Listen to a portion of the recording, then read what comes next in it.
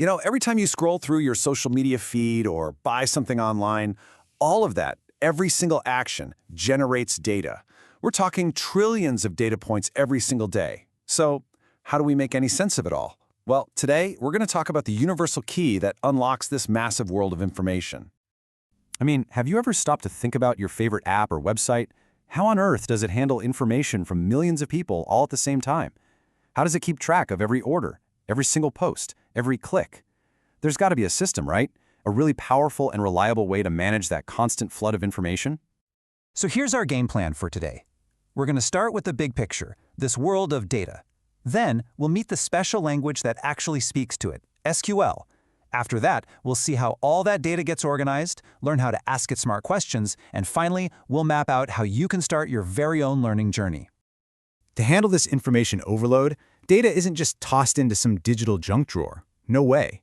It's stored in these massive, highly organized collections called databases.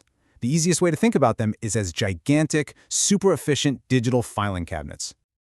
Okay, so if all this data is living inside these huge digital filing cabinets, how do we actually talk to them?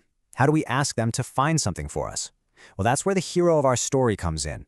We use a special language called SQL. It's kind of like the universal translator for databases. And here's the really important thing to get. SQL, which stands for Structured Query Language, isn't just for expert programmers. That's the beauty of it. It was specifically designed to be easy to understand, so that pretty much anyone, technical or not, can ask questions, update information, and get real insights out of a database. And trust me, this is not some obscure language that nobody uses. It is the engine behind countless websites and applications you use every single day. All these major database systems you see here, they all run on SQL. It's the industry standard for a reason. It's simple, it's powerful, and it's incredibly reliable. Now, before we start asking questions, we need to understand the environment where all this data actually lives. We got to see how it's all structured. And that brings us to a core concept called the relational database. This is where it's all going to start to click, I promise. For just a second, forget all the complex code. At its heart, a database table is basically a supercharged spreadsheet. Yep, that's it. It's a grid with columns and rows, a setup you're probably already totally familiar with. So just like a spreadsheet, a table has columns and rows. The columns are your fixed categories, things like name, email, or price. They define what kind of information you're storing. And the rows? Well, the rows are the actual entries, the individual pieces of data that fill up those columns. Let's make this super clear with an example. Imagine the DMV's database. This table right here is storing vehicle information. The columns tell us what we're tracking: ID, make/model, number of wheels, and so on.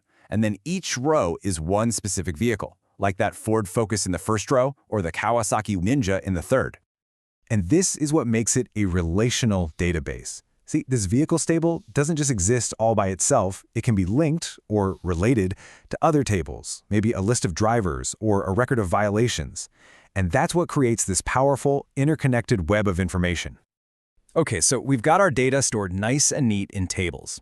But just storing it isn't really the point. The real power, the whole reason we do this, comes from asking that data questions to get useful answers. And that is exactly what SQL lets us do.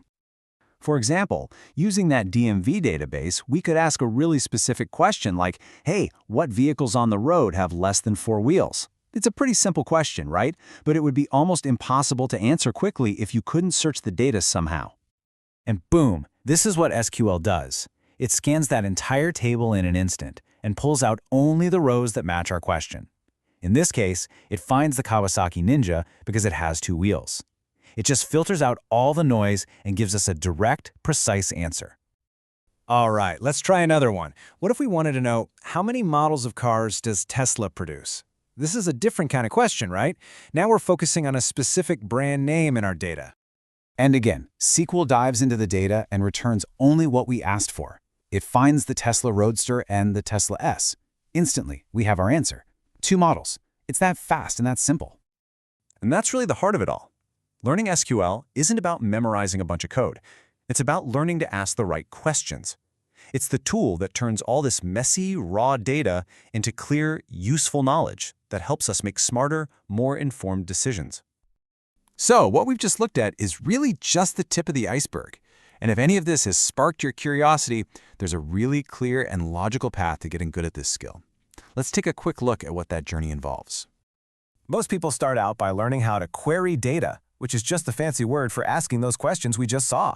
From there, you can learn how to alter existing tables, maybe by adding a new column, and eventually, you'll be able to create completely new tables and databases from scratch. And this is an absolutely attainable skill. It's a journey you take one step at a time, but the destination is so powerful. By following this path, you can build a really strong foundation that will be incredibly valuable, whether it's for your own personal projects or for your career. Ultimately, SQL is a key that unlocks a whole world of information.